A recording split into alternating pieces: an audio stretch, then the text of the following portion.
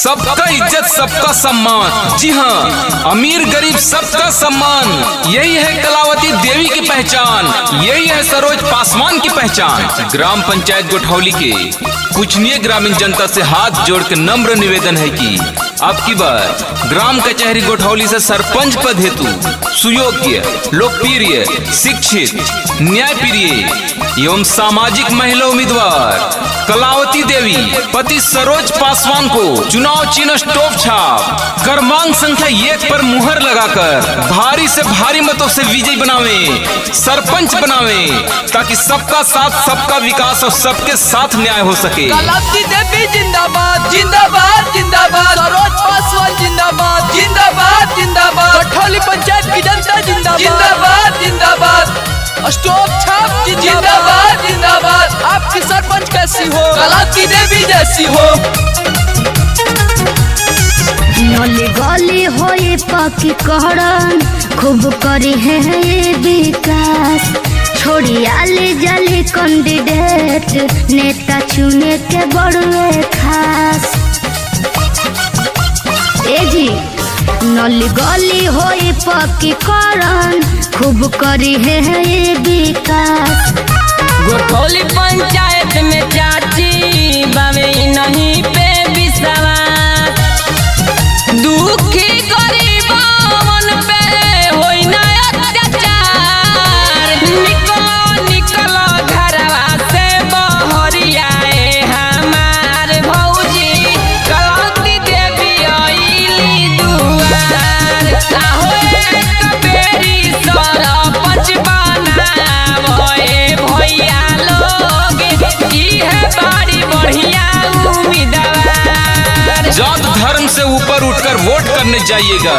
जी हाँ, जात धर्म से ऊपर उठकर वोट करने जाइएगा। स्टोव छाप क्रमांक संख्या 1 पर मुहर लगाकर कलावती देवी को सरपंच बनाइएगा। आपका मोहर कहाँ लगेगा? स्टोव छाप जहाँ रहेगा। आपका मोहर कहाँ लगेगा? स्टोव छाप जहाँ रहेगा। अरे दीदी है तारा सनदी है रहबू ना भूखा, गाँव घर में करी है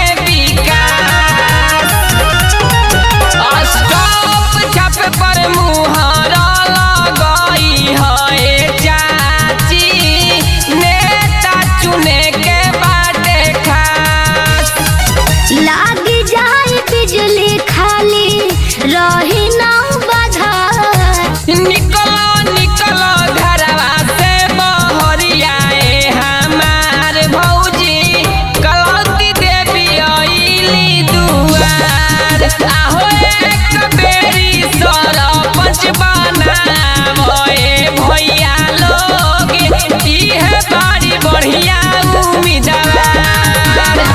ग्राम पंचायत गोठौली के सम्मान में उतरे हैं चुनाव मैदान में। जी हाँ, ध्यान दीजिएगा, ग्राम पंचायत गोठौली के सम्मान में उतरे हैं चुनाव मैदान में। स्टोव छाप पे मुहर लगाना है, बस स्टोव छाप रखना है ध्यान में। कलावती देवी जिंदाबाद जिंदाबाद जिंदाबाद, सरोज पासवान जिंदाबाद जिंदाबाद जिंदाबाद, गोठौली पंचायत की जनता जिंदाबाद जिंदाबाद जिंदाबाद, स्टोव छाप जिंदाबाद जिंदाबाद जिंदाबाद। आपका मोहर कहाँ लगेगा? स्टोव छाप जहाँ रहेगा। आपका मोहर कहाँ लगेगा? स्टोव छाप जहाँ रहेगा। recording by soundtrack बारू।